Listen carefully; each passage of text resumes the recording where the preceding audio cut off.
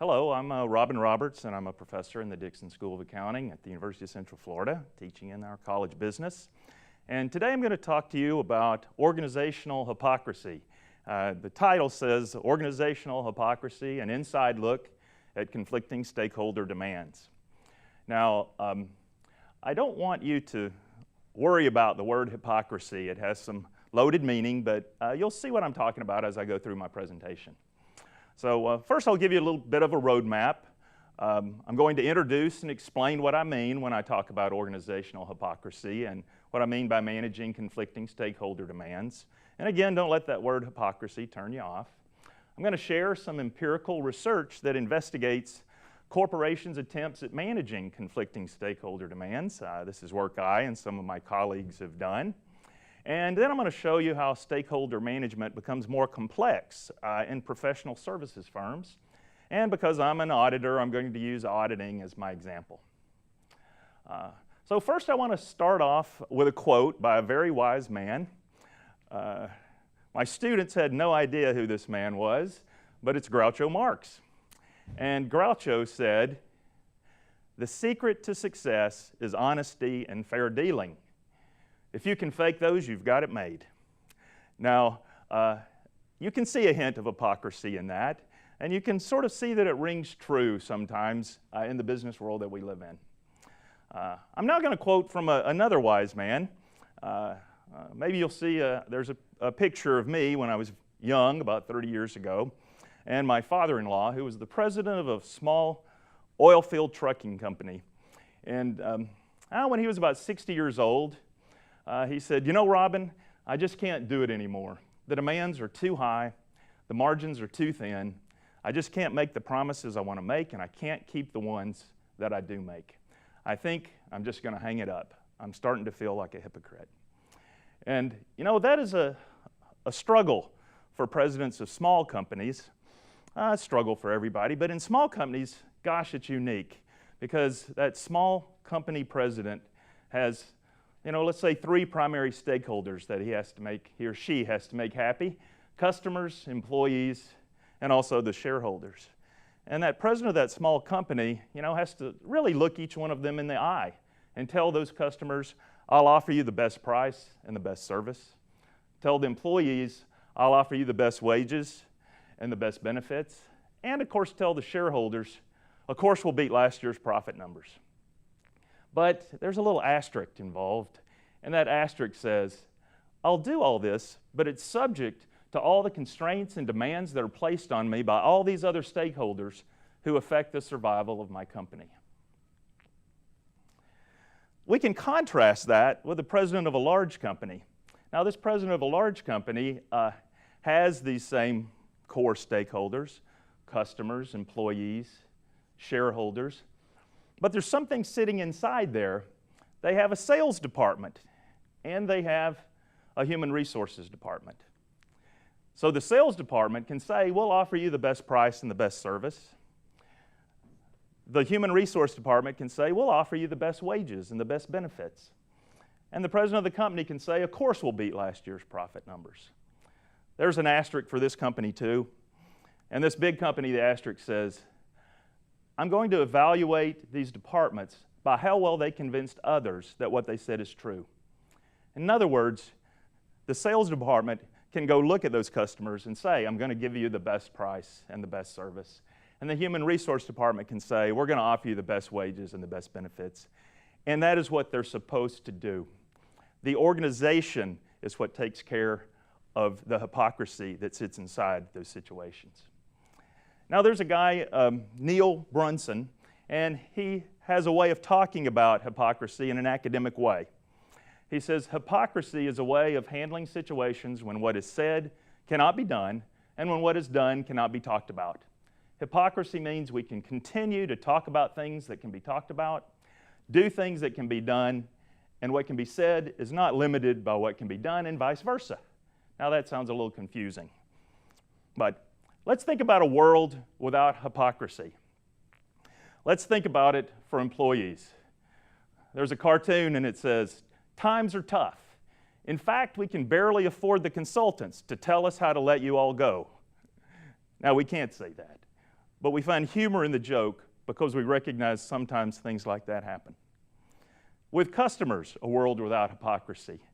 We've all made these phone calls. Your call is important to us. Please stay on the line until your call is no longer important to you. We felt that way, and we understand that there are these conflicting demands that companies have to make. So organizational hypocrisy is then managing conflicting stakeholder demands. And there are specific strategies that companies sometimes take, but it raises concerns about the fundamental behavioral integrity of the organization. This lack of internal consistency across the way organizations talk, the decisions they make, and the actions they perform is sometimes called organizational hypocrisy. I study the disclosures that large oil companies make, mainly what they make about how they affect the environment. Now, a president of a large oil company has an exploration department, and that exploration department will say, we're going to make the U.S. energy independent, and we're going to find new oil reserves. They also have a sustainability department, and that sustainability department will say, we're committed to developing alternative energy sources. We're going to do that because society's concerned about the way in which we expropriate the natural resources in the environment. Now, these two departments will tell very different stories to their constituents about what that large oil company cares about. Of course, the president is concerned with the core mission of the company, which is to beat last year's profit numbers, to bring maximum returns to their shareholders. There's an asterisk here too, and it says, these departments, the sustainability department, the exploration department, and our core mission, are all determined by how well society believes what's said is true. Where are they? They're between a rock and a hard place.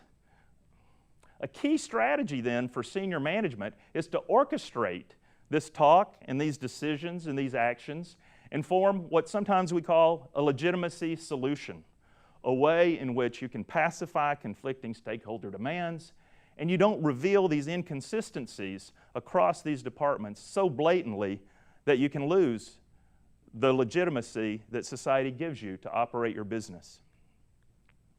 Our research that we have done has shown several things, and here's what we found.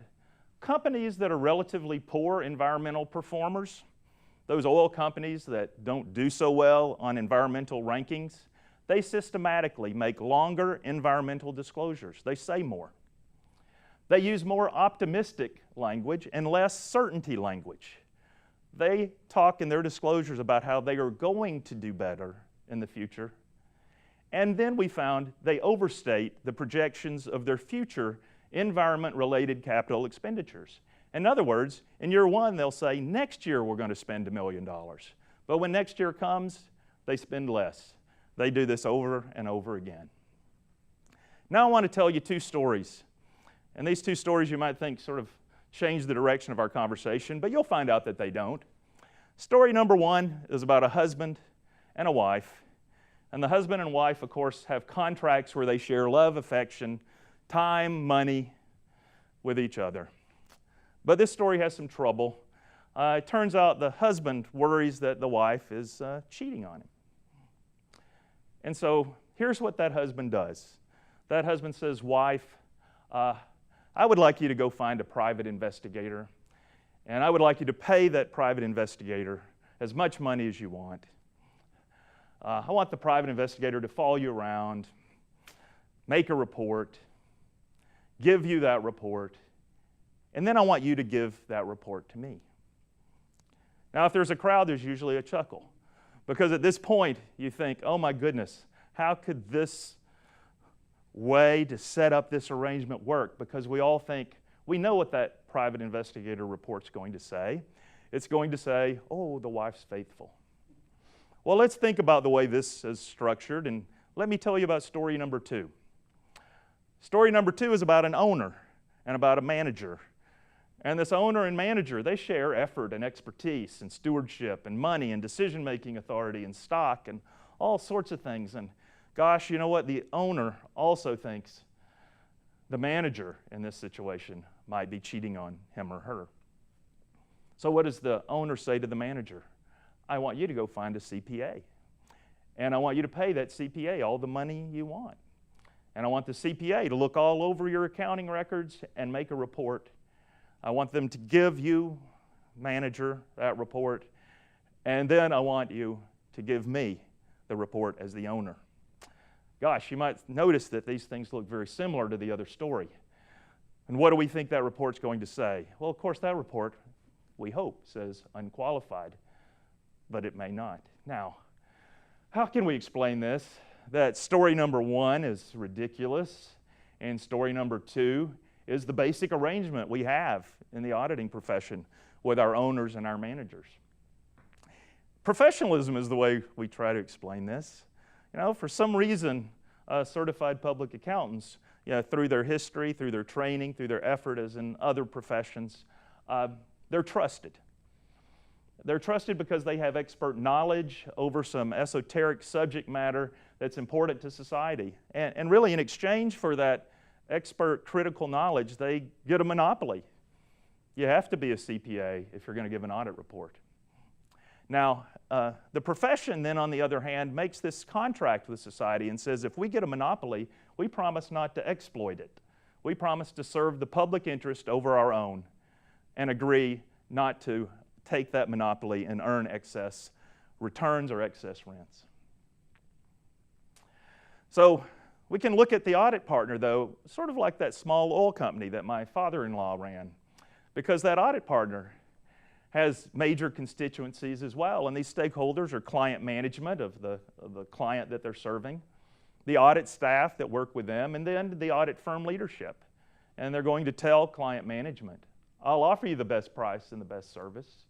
They're going to tell the audit staff, I'll offer you the best wages and the best benefits. And of course, you're going to tell audit firm leadership, and if you're an auditor and a partner, you know this, oh, of course we'll beat last year's revenues by 20%. There's a little asterisk in this story as well that says, oh yeah, this is also subject to all the constraints and demands that all these other stakeholders place on us for the survival of our partnership. Now, we've done research on professional services firms as well, and this research has shown that it's really difficult, if not impossible, for professionals to avoid having what we call an unconscious self-serving bias. In other words, boy, it's hard to squeeze self-interest out of an individual, especially in a business setting. We've actually done some research where we'll put one group of CPAs in one room and one group of CPAs in another, and we'll give them the exact same facts. This will have to do with a legal case. And in one room, we'll say, you're representing the client as an expert witness. And in the other room, we'll tell those other CPAs, you're representing the plaintiff in this case. And in each case, they're to be expert witnesses and to provide objective, independent testimony. But we found that when these professionals are assigned to the defendant, their outcomes seem to favor the defendant. And when they're representing the plaintiff, the outcome seems to be more likely in favor of the plaintiff.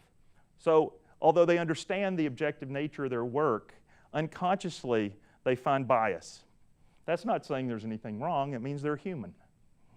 Now, we've also found that audit firm quality control works better if those quality control people, the ones that are providing the monitoring of the quality of the work the CPA firm does, if we can think about them as internal social critics instead of facilitators of mission. We want the quality control people to make sure the auditors are keeping their auditor hat on and not helping the firm really grow in revenues and in prestige with clients, unless it's through the quality that the audit provides. And last, we found that other corporate governance functions help auditors enhance what we call their watchdog function and help it serve more effectively. There's a little cartoon here as well that says, we don't want to view an audit committee as being in any way confrontational. So, but you can see there's the management on one end and the audit committee on the other. It is by its very nature confrontational, and we have to work to make sure it works effectively. So what are the takeaways that we have here? Corporate and individual reputation, it can be protected and perhaps enhanced if you manage these conflicting stakeholder demands without too much hypocrisy. For example, make balanced and accurate disclosures. Don't just make fluffy, positive disclosures that don't at least add credibility by providing a broader truth. Professional settings, we know, can amplify organizational hypocrisy, much like small companies do. And you can be kinder and gentler with your audit partner, because I know from my experience they have a tough job and they can pay me for that later. So don't let hypocrisy go off the chart or the meter to get too far over, and make sure you understand that there are these conflicting stakeholder demands that have to be managed, but they can be managed in a way that maintains the legitimacy of the company within society and that provides the most benefit for everyone involved. So I'd like to thank you for your time and hope you have a great day.